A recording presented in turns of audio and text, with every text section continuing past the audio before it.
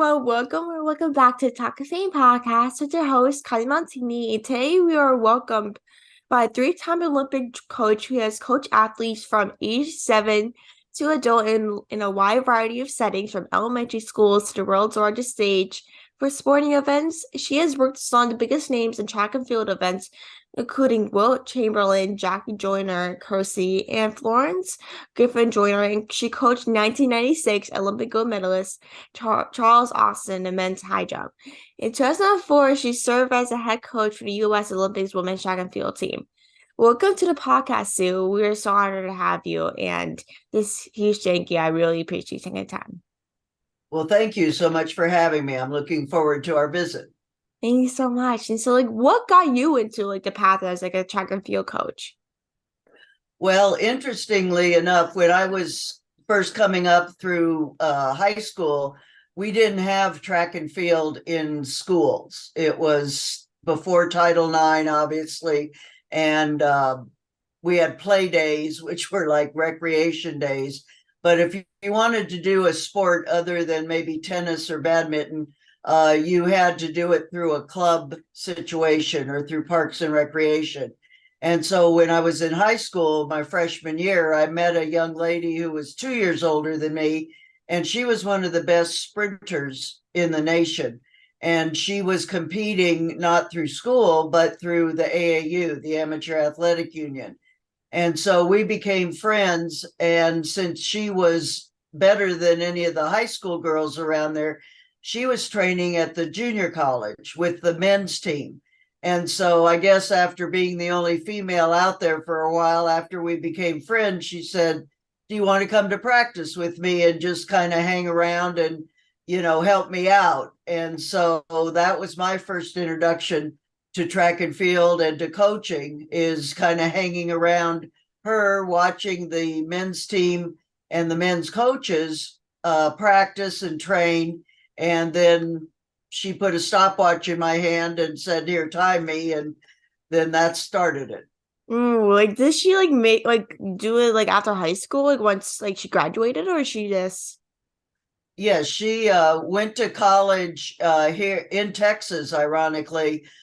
We were in Arizona at the time, but then she was able to come here to Texas and again competing on what was then called the Texas Track Club.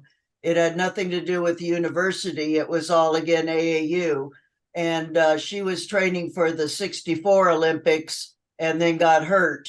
And so that pretty much ended her athletic career. She became a high school coach and counselor in the Phoenix and Tempe area in Arizona. it's like she got hurt though. She could have done a guy more famous and use her abilities to run Olympics. Right. No, she was right up there with the top sprinters at the time. So it was very sad and disappointing, obviously, for her. We, her parents and my parents and us, we started a little age group track team, little girls, meaning mostly elementary school age.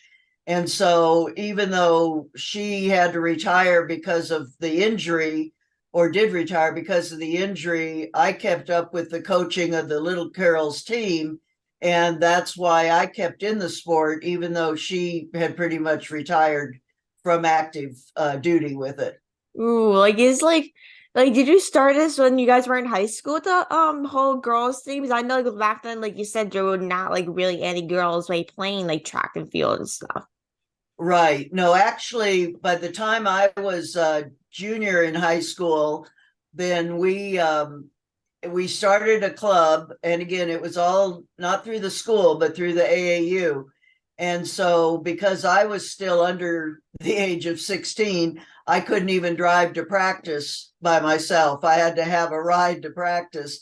But we had elementary school age girls, again, ages 7 to 14, that would come, and we practiced only once a week, and just to kind of get started doing something with track and other than just what play days were at school.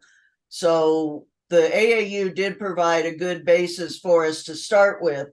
back in the day, and then in the let's see, probably in the 80s, the mid 80s or so, the high schools started to have girls programs. And then, more opportunities happened for the girls just all over the country. Because like back then, like it's just like it's much different with like the way women are in sports than back then are. Because like when you're a kid, like that's when women are kind of starting to get in like men's sports and stuff like that. But now it's just like they have like their own like category, right?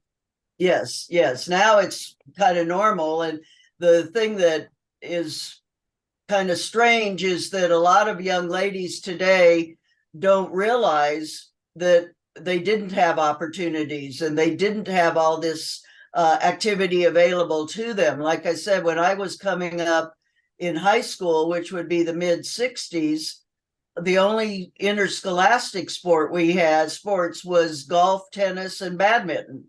So if you didn't play one of those, you were out of luck. And that's why the AAU opportunities were there for swimming and for track and field, especially, so that we started in these activities, even though they had nothing to do with our school. We had kids from all over the city. Like I'm so like happy because like even though like that your school didn't provide for at least like something like outside of school actually provided something for girls and something to do for them besides out of school because not every school provides something that you actually want to do like volleyball, swimming, or track and field. Right, right. The schools now do provide opportunities. And of course, back then when the schools opened up and started having programs, then the better athletes, it became a real pull for us because we had been training the athletes and they were competing locally, within the state, but also nationally. So because the Olympics were still going on, so there were opportunities for the very best in the country to still compete nationally and internationally. And so when the high schools started the programs, and then when the colleges started the programs, this gave more athletes an opportunity to stay involved or to get involved so that they saw more of a future. Because the Olympics is obviously a very small group of individuals that reach that height. You're exactly right. And like as track and field is kind of like a male dominated sport. Like what are some like struggles you kind of have seen with being a male dominated industry? The biggest struggle I saw initially, well, two things. One was my age because I was young. And so the more established male coaches thought, didn't know if I was serious or not, or didn't know what I knew or didn't know. And the fact that all the other coaches were men. And so it was very much of a isolation group, should we say, at the meetings and the different places that we would go, because all the men coaches would be buddies and friends and visit. And then I'm over here going, okay, there's no other women around. In a meeting, I was the only female there. And so it was kind of like, oh, okay, Sue, you're going to be the secretary. And I'm like, well, what if I don't want to be the secretary? You can be the secretary. So initially it was a challenge and still is at times to get respected at these type of settings because it is so male dominated overall. Now, the women coaches have made great strides now in getting involved at the top levels of coaching, college coaches, international team coaches, and even on the college level now, there's not a lot, maybe less than 10 women that are over both men's and women's track and field programs. So there is progress, not as fast as I would have hoped, but there is progress.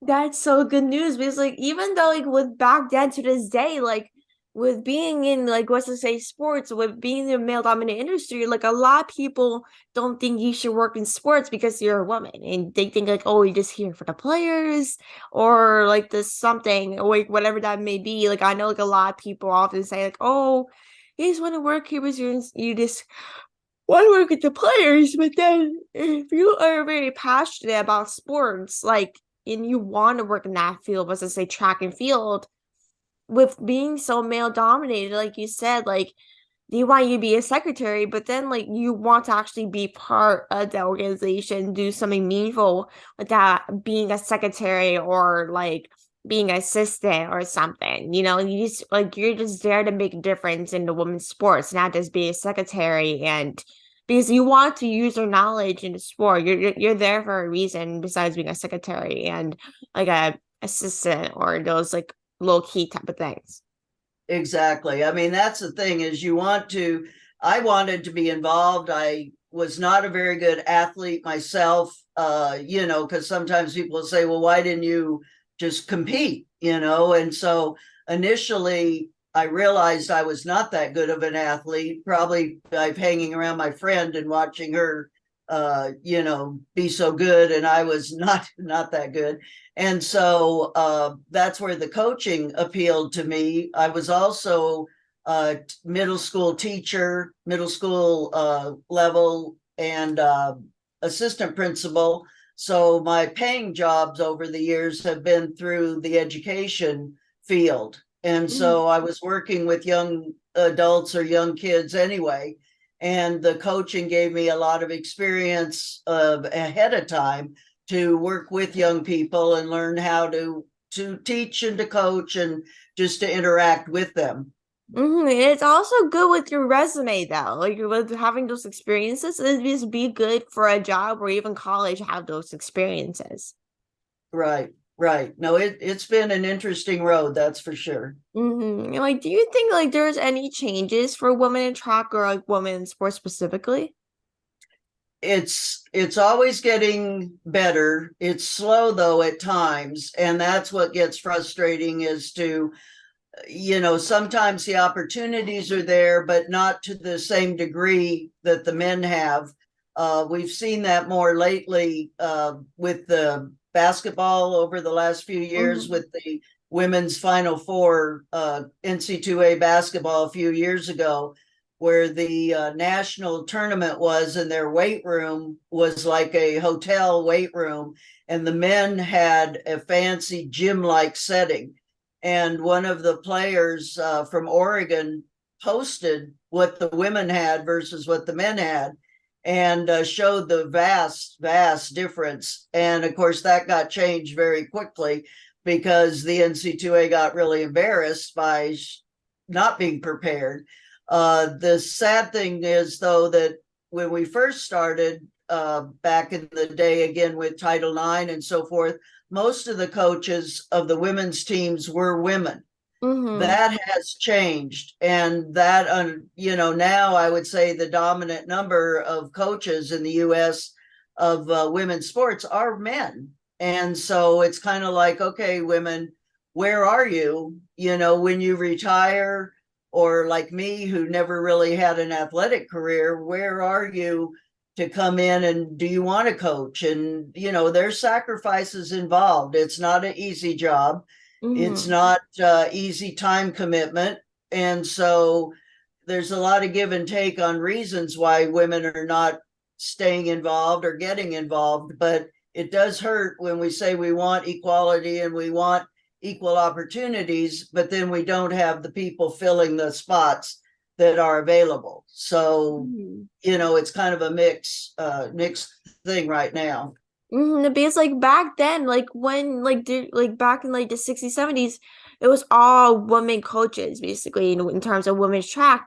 But now like it's like you said, like it's all like kind of male coaches. Like from our local school district, my friend does track in field and like and they have a male coach. And I'm like, and now I'm thinking of it, I'm thinking to myself like how like why can't there be more women back like back in the day to be a coach? Because of course Exactly. it takes a lot of time commitment and a lot of energy, but then like I know uh, I know tons of people are like actually so passionate about track and field that like they're probably looking for something more into it, even if it's not playing. Like you can always volunteer time to become a coach, you know what I mean? Or actually be part of it. Because like any way you can be part of it, if it's like an athletic trainer, a coach, or whatever it is, like there's always Mhm. a role for a woman to play in that. Because of course we need more women involved in that specific field or in general.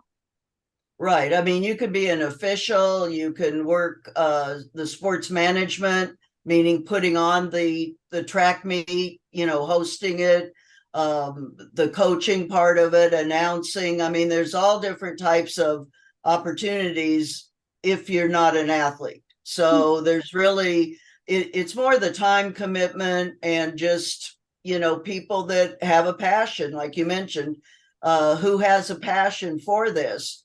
Unfortunately, coaching in track and field is not that lucrative for many of us. There are some coaches that are making six-figure salaries and doing quite well, but there are more coaches not doing that. But I think that's across the board. I mean, it's, with the pro sports, you read about all these multi-million-dollar contracts for the athletes and for the coaches and so forth. But then it trickled down to the regular mainstream, and most of the athletes, even on Olympic teams, they're not making thousands and thousands of dollars. They're Mhm. out there again for the love and the passion and the experiences. I've been able to travel the world basically for free through USA Track and Field or through the Olympic Committee, because being an Olympic coach, you don't get paid. You get Mhm. a sweatsuit and you get a t-shirt, and but you do get all of your expenses. So those opportunities and experiences don't have a price tag on them, because those are, priceless adventures and memories that I have. Like memories actually is a important thing, even if it's like working Olympics, because like when you're coaching, like you only are care about your athletes. Not I know a lot of people only care about the paycheck, but the most important thing, in my opinion, is really just focusing on what is ahead of you. Because Olympics is such a big thing that happens every 4 years. And it's like when you want to have those memories for yourself, you do not want to have the whole time thinking about myself like, oh, I want to get paid, like this type of thing. You don't want to worry about what's happening in the moment. Remember, tell your kids or grandkids in the future, like you'd rather have those memories and to focus on something that you cannot control.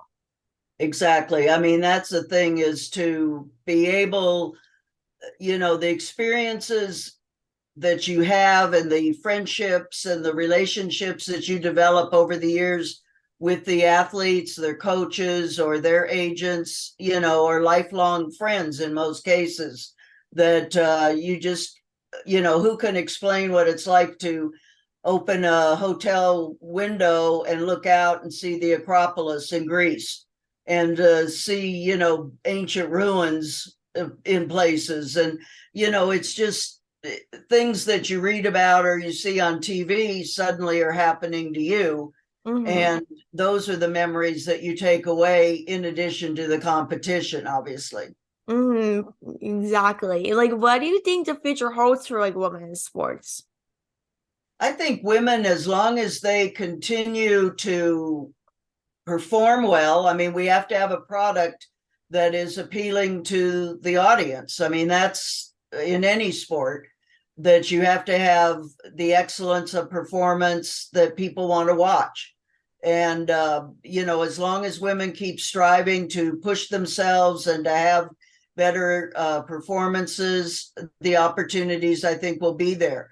I think the marketing of women's sports could drastically improve in many cases. I know in track, the marketing of track and field needs to definitely improve, and it needs to be a more viewer friendly package, if you will. Like today, during the season now, there's going to be different track meets on TV, and they're pretty much in 2 hour, 2.5 hour packages.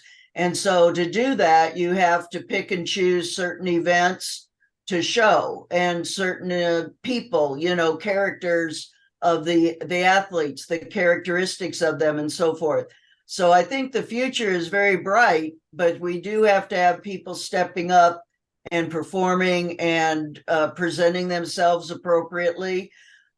Track, we've had kind of a knock with a lot of drug issues by certain individuals or certain countries. And that's unfortunate, because I would say that is a minority of our athletes that fall into that category, but they're the ones that get the headlines, not the athletes that are doing well, unfortunately. Yeah, like for sure, because like they like the media is like mostly cares about the downfall of athletes now, like the fall. Like they Right. really like they just want to see them fall rather than them going up. Right. They want, drama and, controversy, and humans will always provide drama and controversy. That's a given. But Mhm. we want to, hopefully for it to be a positive one, to be role models for the youngsters coming up, and to watch and to show and to give them something to model after, a Mhm. role model. I think some of our male sprinters right now are dressing up and being more fashion conscious coming into the meets. The way the NBA put in a rule for the male basketball players that they have to come in dressed up, because that's always filmed by the TV. Yeah. And so when you see these athletes all dressed up and fancy and nice, it's a nice change to see them that way rather than just in sweats and a t-shirt. Well, Yeah. some of our male sprinters and the women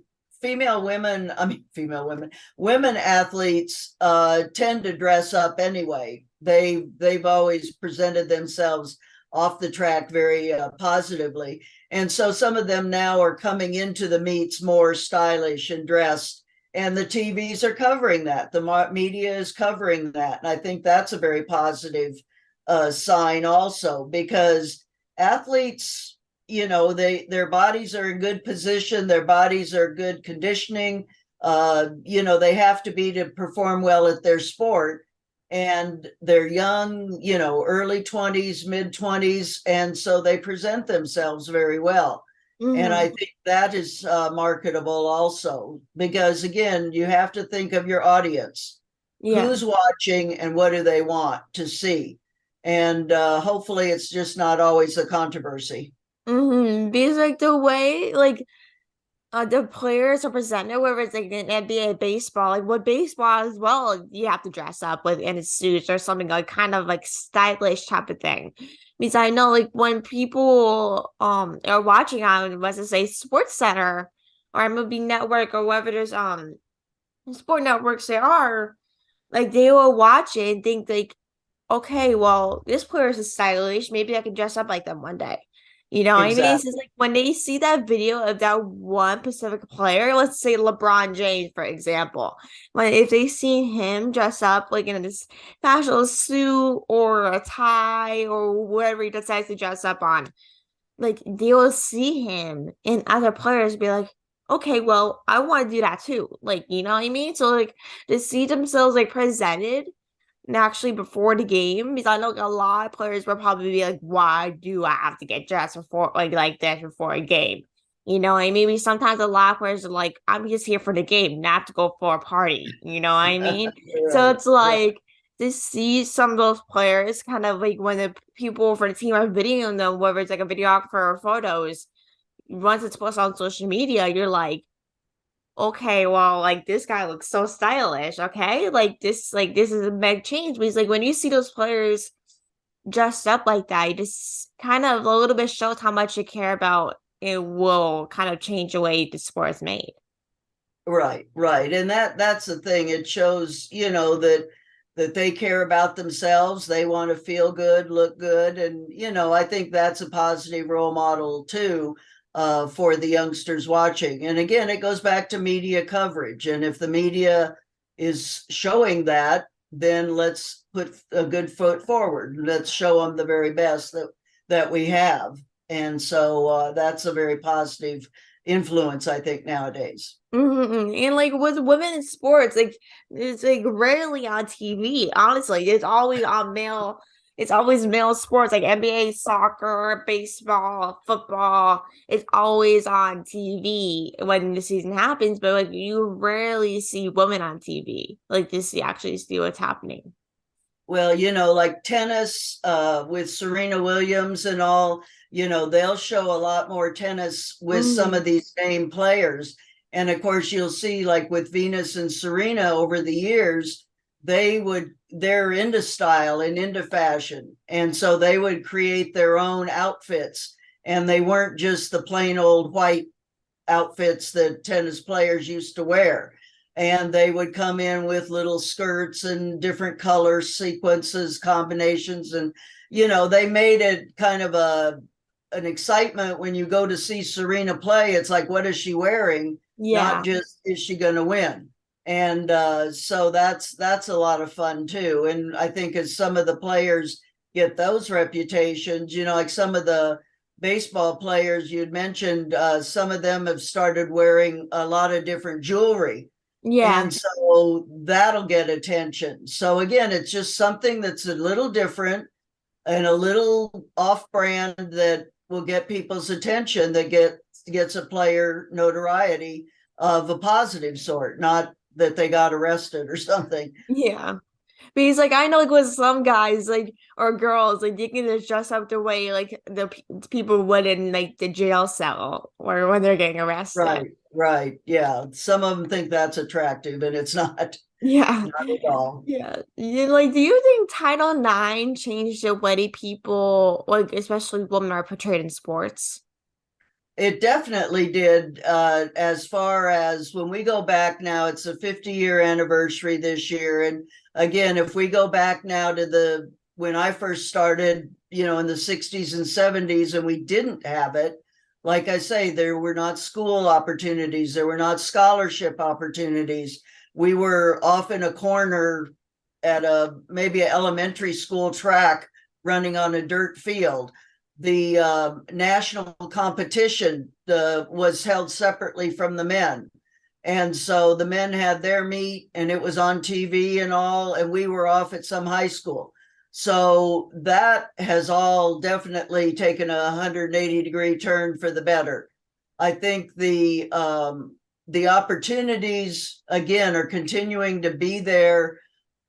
It's a matter of we've got to keep pushing and not let all the things that we've worked for and that we've achieved get distracted and lose by the wayside. I'm a little concerned that people are just taking things for granted. Like I mentioned, that the youth of today, they don't realize what happened in the 60s, 70s, even Mhm. the early 80s. They think they always had high school programs. They always had college programs with scholarships. Well, no, you didn't.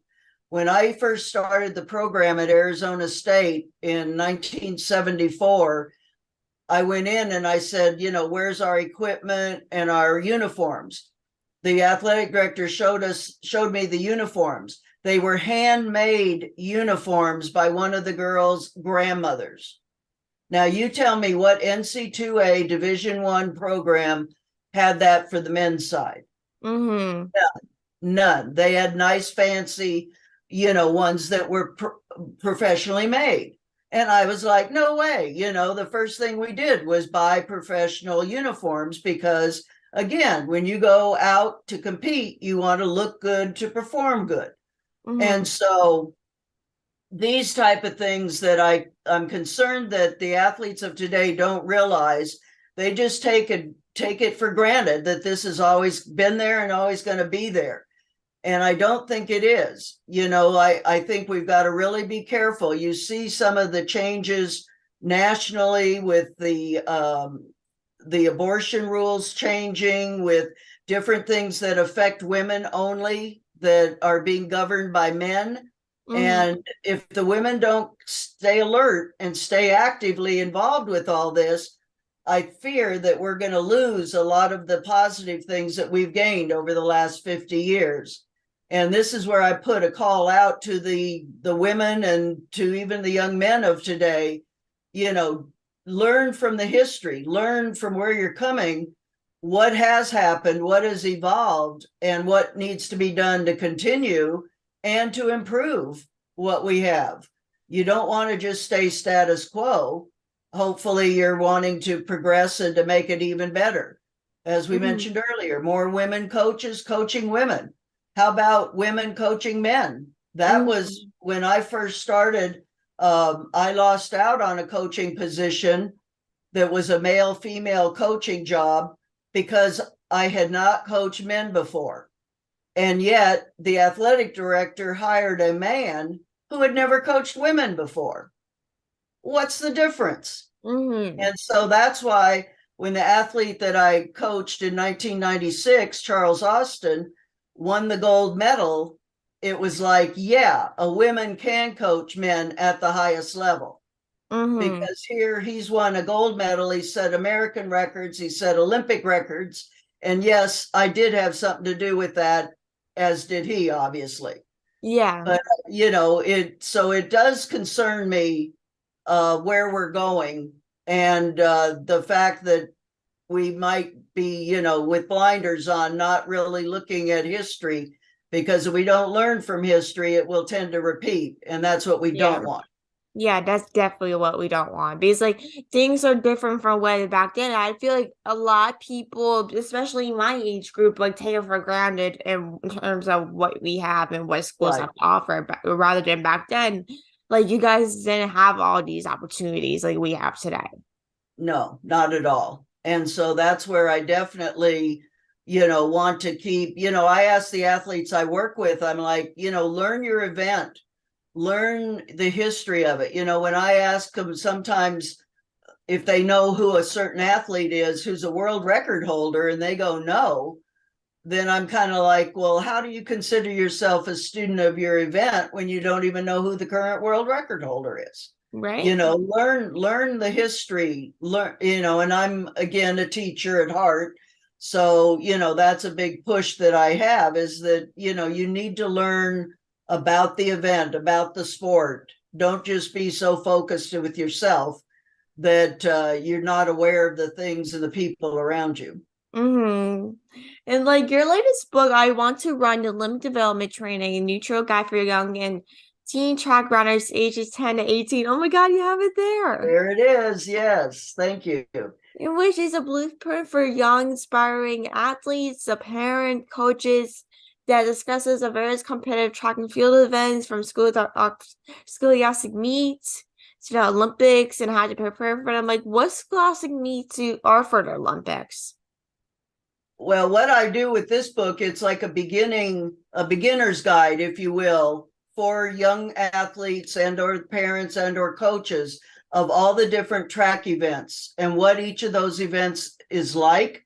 It describes it, the equipment, some beginning training, off the track activities like nutrition, sleeping, schooling, training, taking care of your body, because if you're hurt, it doesn't do any good. And this is available on Amazon. And so again, it's a beginner's guide. So it doesn't have a lot of how to become, world record holder tomorrow. It's when you're first starting, what do you need to get involved with the sport?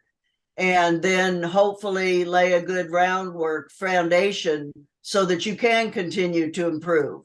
And that was my goal in writing it, was to provide a basis or a foundation so that beginning coaches, beginning athletes, parents of young athletes, that they would get a good knowledge, a good round baseline of what is involved with our sport. That's amazing. I know like a lot of books are not like that, and to see you write a book like this and to have this opportunity for kids or even adults read this, kind of learn, is actually so amazing. And like I wish you all the best with everything. Thank you so much for coming on. You're amazing, and I'm definitely gonna check out that book for sure. And I'm actually gonna like start running actually soon. I'm planning on starting like doing like running and stuff. So I'll definitely check out that book once I get off this interview. And yeah, everyone go check out her work and her book. I totally recommend. And thank you, Sue, for coming on. And yeah, everyone go check out I Want to Run. And thank you everyone for tuning in. Thank you, Sue, for taking the time and coming on. Well, thank you for the opportunity. I enjoyed our visit. Of course. Thank you so much. Have a great rest of your day, Sue. You too.